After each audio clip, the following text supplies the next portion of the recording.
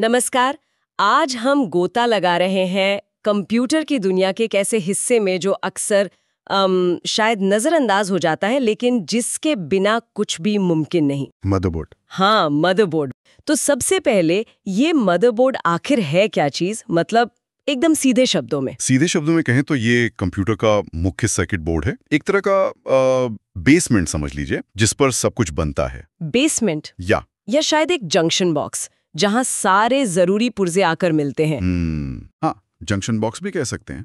एक प्लेटफॉर्म जिस पर आपका सीपीयू, मेमोरी यानी RAM, storage device, hard drive हो या SSD, graphics card, sound card, बिल्कुल, ये सब कुछ जुड़ता है और सबसे जरूरी बात, आपस में बातचीत करता है। अच्छा, तो ये सिर्फ जोड़ने का काम नहीं करता, कम्युनिकेशन भी करवाता है। हाँ, बिल्कुल। इसे कंप्यूटर का सेंट्रल हब या नर्वस सिस्टम कहना गलत नहीं होगा।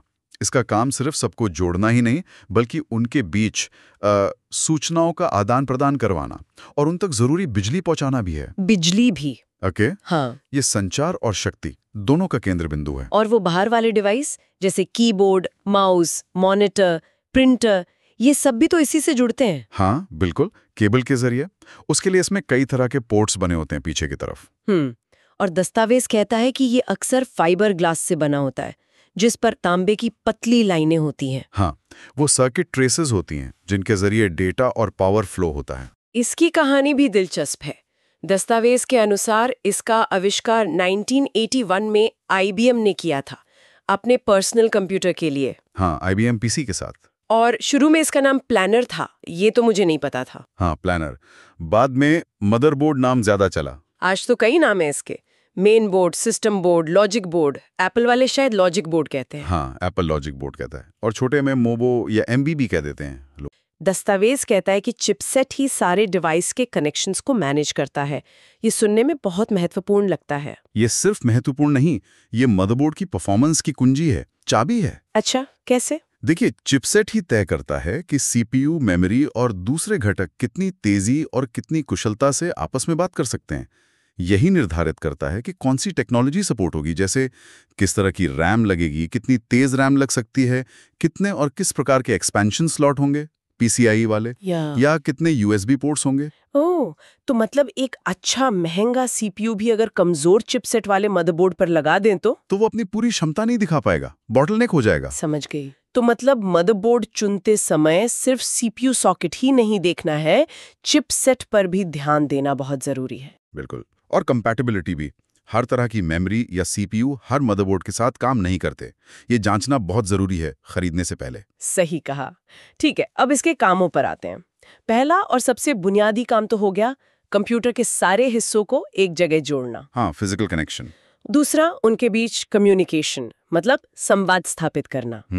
बिना इसके सीपीयू को कैसे पता चलेगा कि मेमोरी में क्या है या हार्ड ड्राइव से कौन सी फाइल खोलनी है। ठीक है। तीसरा, सभी हिस्सों तक बिजली पहुंचाना, पावर सप्लाई यूनिट से बिजली लेकर उसे जरूरत के हिसाब से बांटना। करेक्ट। वोल्टेज रेगुलेशन वगैरह भी इसी से जुड़ा है। चौथा काम थोड़ा चौंकाने वाला है, दस्तावेज में कंप्यूटर को ठंडा रखने में मदद करना।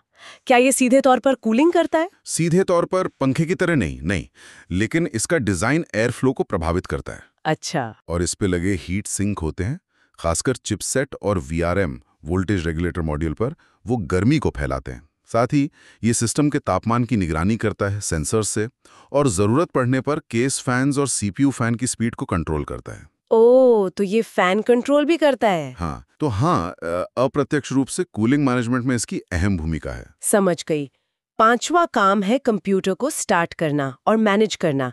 यहीं पे वो बायोस या यूएफई आता है ना? हाँ, बिल्कुल। वो फर्मवेयर है जो मदरबोर्ड पर ही एक चिप में स्टोर होता है, और कंप्यूटर चालू होते ही सबसे पहले वही चलता है, बेसिक इनपुट आउटपुट सिस्टम। और छठा काम, कंप्यूटर के सभी डिवाइस के बीच डेटा भेजना और रिसीव करना, मतलब डेटा का सारा ट्रैफिक इसी के जरिए कंट्रोल होता है। एग्जैक्टली। तो संक्षेप में मदरबोर्ड एक कुशल मैनेजर है, ट्रैफिक कंट्रोलर है, पावर डिस्ट्रीब्यूटर है, सब कुछ एक साथ। वाह। ये पक्का करता है कि ऑर्केस्ट्रा के सभी साज सही तालमेल में बजें, सबको अपनी भूमिका निभाने के लिए जरूरी ऊर्जा और निर्देश मिले। ये कंप्यूटर की नींव है। चलिए, अब मदरबोर्ड के प्रकारों पर एक नजर डालते हैं। दस्तावेज में 5 मुख्य प्रकार बताए गए हैं: integrated, non integrated, desktop, laptop और सर्वर। हाँ, पर इसमें इंटीग्रेटेड और नॉन इंटीग्रेटेड वाला भेद ज्यादा फंडामेंटल है। बाकी तो इस्तेमाल पर आधारित है। हाँ, मुझे भी यही लगा। तो इंटीग्रेटेड मदरबोर्ड, इनमें कई चीजें जैसे साउंड, नेटवर्क पोर्ट और कभी-कभी बेसिक ग्राफिक्स पहले से ही बोर्ड पर बनी होती हैं। हाँ, ऑन बोर्ड होती हैं, उन्हें बदला नहीं जा सकता। और आजकल ज्यादातर डेस्कटॉप और लैपटॉप में यही इस्तेमाल होते हैं। हाँ, आम यूजर के लिए यही होते हैं, कॉम्पैक्ट और सस्ते पड़ते हैं। और नॉन इंटीग्रेटेड मदरबोर्ड? इनमें ये सुविधाएं पहले से नहीं होती। नहीं, इनमें आपको ग्राफिक्स कार्ड, साउंड कार्ड वगैरह अलग से स्लॉट में लगाने पड़ते हैं। तो ये ज्यादा लचीले हुए। हाँ, कुछ हद तक। ये पुराने कंप्यूटरों में ज्यादा दिखते थे। आप अपनी पसंद का हर पुर्जा चुन सकते थे। तो चुनाव था सरलता और लागत इंटीग्रेटेड बनाम लचीलापन और अनुकूलन नॉन इंटीग्रेटेड के बीच। लेकिन आजकल तो हाई एंड गेमिंग मदरबोर्ड्स भी बहुत कुछ इंटीग्रेटेड देते हैं ना। अच्छा साउंड, अच्छा नेटवर्क चिप। हाँ, बिल्कुल।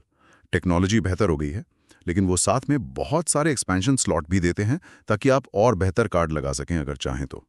सही। और बाकी प्रकार तो सीधे हैं, डेस्कटॉप मदरबोर्ड डेस्कटॉप पीसी के लिए, हाँ, लैपटॉप मदरबोर्ड लैपटॉप के लिए। ये तो बहुत कॉम्पैक्ट होते होंगे और शायद हर लैपटॉप मॉडल के लिए अलग। एग्जैक्टली। ये कस्टम डिजाइन होते हैं ज्यादातर। और सर्वर मदरबोर्ड सर्वर कंप्यूटर के लिए, इनमें क्या खास होता है? इनमें ज्यादातर विश्वसनीयता पर जोर होता है। अक्सर ज्यादा मजबूत कंपोनेंट्स होते हैं, कभी-कभी एक से ज्यादा सीपीयू सॉकेट होते हैं, ज्यादा मेमोरी स्लॉट होते हैं और रिमोट मैनेजमेंट के फीचर्स होते हैं। अच्छा, ठीक है। अब आते हैं मदरबोर्ड के अंदर के कुछ खास हिस्सों पर। दस्तावेज में काफी लंबी लिस्ट है, पर कुछ जरूरी चीजों पर बात करते हैं। हाँ, बिल्कुल। बाहर से जोड़ने के लिए पोर्ट्स होते हैं। पुराने पैरेलल पोर्ट प्रिंटर के लिए और सीरियल पोर्ट माउस कीबोर्ड के लिए तो अब लगभग गायब ही हो गए। हाँ, वो लेगेसी पोर्ट्स हैं, अब नहीं दिखते ज्यादा। उनकी जगह ले ली है यूएसबी ने, यूनिवर्सल सीरियल बस। इससे तो लगभग सब कुछ जुड़ जाता है। हाँ, यूएसबी बहुत वर्सेटाइल है और वीडियो के लिए अब एचडीएमआई डिस्प्ले पोर्ट आम है। कहीं-कहीं पुराना वीजीए पोर्ट भी शायद दिख जाए। ये सब बैक पैनल पर मिलते हैं, जो केस के पीछे दिखता है। सही। ये हुए बाहरी दुनिया से जुड़ने के रास्ते।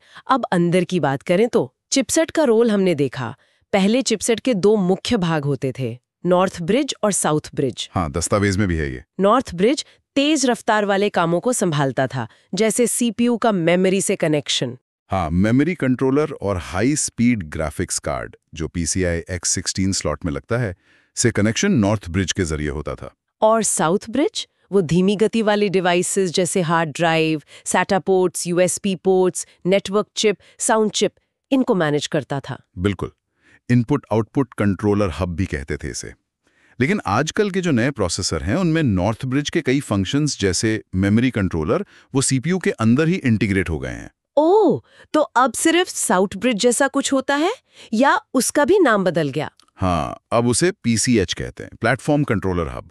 ज्यादातर इंटेल चिपसेट्स में ये साउथ ब्रिज वाले काम संभालता है। ये इंटीग्रेशन परफॉर्मेंस और एफिशिएंसी बढ़ाने में मदद करता है। अच्छा, इसके अलावा मदरबोर्ड पर बिजली के लिए पावर कनेक्टर्स होते हैं, एक बड़ा 24 पिन वाला और एक छोटा CPU के लिए। हाँ, ATX पावर कनेक्टर और CPU पावर कनेक्टर। मेमोरी लगाने के लिए लंबे स्लॉट होते हैं, मेमोरी स्लॉट्स या DMM स्लॉट्स। कितने होते हैं ये स्लॉट? आम डेस्कटॉप मदरबोर्ड पर 2 या 4 होते हैं, हाई एंड या सर्वर बोर्ड पर ज्यादा भी हो सकते हैं। और प्रोसेसर खुद कहाँ लगता है? वो CPU सॉकेट में लगता है। ये सॉकेट अलग-अलग प्रोसेसर के लिए अलग-अलग तरह के होते हैं। जैसे इंटेल के लिए LGA सॉकेट, AMD के लिए PGA या LGA सॉकेट। ये कंपैटिबिलिटी के लिए बहुत जरूरी है। ठीक है। और अगर ग्राफिक्स कार्ड या कोई और कार्ड लगाना हो तो? उसके लिए PCI Express स्लॉट्स होते हैं। ये अलग-अलग साइज और स्पीड के होते हैं, X16, X8, X4, X1।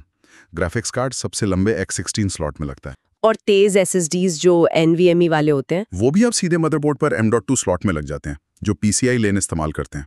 बहुत तेज होते हैं ये। पुराने PCI स्लॉट अब कम ही दिखते हैं। अच्छा, और वो छोटी सी बैटरी होती है मदरबोर्ड पर? हाँ, वो CMOS बैटरी है। वो BIOS UEFI की सेटिंग्स और सिस्टम की घड़ी को याद रखने के लिए पावर देती है, जब कंप्यूटर बंद हो तब भी। और गर्मी के लिए? हीट सिंक्स, हाँ, चिपसेट पर, VRMs पर, कभी-कभी M.2 स्लॉट पर भी हीट सिंक लगे होते हैं। ये गर्मी को सोख कर हवा में फैलाते हैं ताकि कंपोनेंट्स ठंडे रहें। तो ये सब मिलके एक पूरा इकोसिस्टम बनाते हैं। बिल्कुल, एक जटिल इकोसिस्टम जहां हर पुर्जा अपनी भूमिका निभाता है ताकि पूरा कंप्यूटर ठीक से चल सके। आखिर में बात करते हैं फॉर्म फैक्टर की।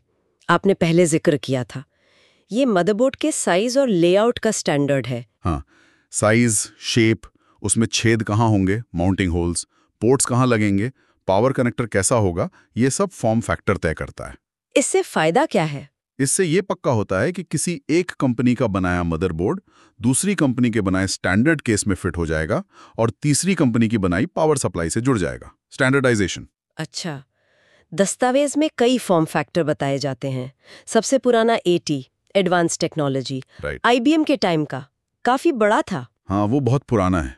फिर आया ATX, हाँ। एडवांस टेक्नोलॉजी एक्सटेंडेड, इंटेल ने 1995 में बनाया। ये क्रांति जैसा था। बिल्कुल। ATX ने बहुत कुछ सुधारा। पोर्ट्स को बैक पैनल पे इंटीग्रेट किया, पहले कार्ड से केबल निकालने पड़ते थे। कंपोनेंट्स का लेआउट बेहतर किया, एयर फ्लो के लिए, और पावर मैनेजमेंट भी सुधारा। और ये आज भी सबसे ज्यादा इस्तेमाल होता है डेस्कटॉप में। हाँ, फुल साइज डेस्कटॉप में ATX आज भी स्टैंडर्ड है।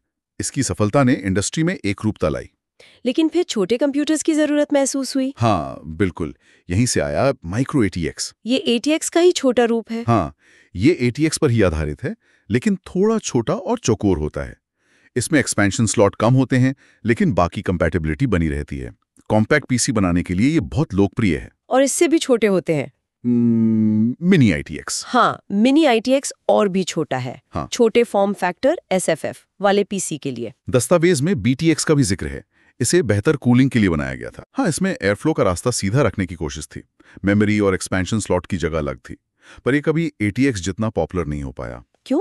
शायद इंडस्ट्री ATX के साथ इतनी सेट हो चुकी थी कि बदलना मुश्किल था, और तब तक कूलिंग के दूसरे तरीके भी आ गए थे। और LPX या NLX जैसे फॉर्म फैक्टर्स, ये पतले डेस्कटॉप्स के लिए थे? हाँ, लो प्रोफाइल। इनमें राइजर कार्ड का इस्तेमाल होता था ताकि एक्सपेंशन कार्ड्स फ्लैट लग सकें। रखरखाव आसान बनाने की कोशिश थी, खासकर कॉर्पोरेट माहौल में, पर यह भी अब ज्यादा चलन में नहीं है। तो ये फॉर्म फैक्टर की कहानी दिखाती है कि कैसे ज़रूरतें बदली। बड़े बोर्ड से स्टैंडर्डाइजेशन ATX, फिर छोटे आकार माइक्रो ATX, मिनी ITX, बीच में बेहतर कूलिंग BTX। हाँ, और खास जरूरतें LPX, NLX।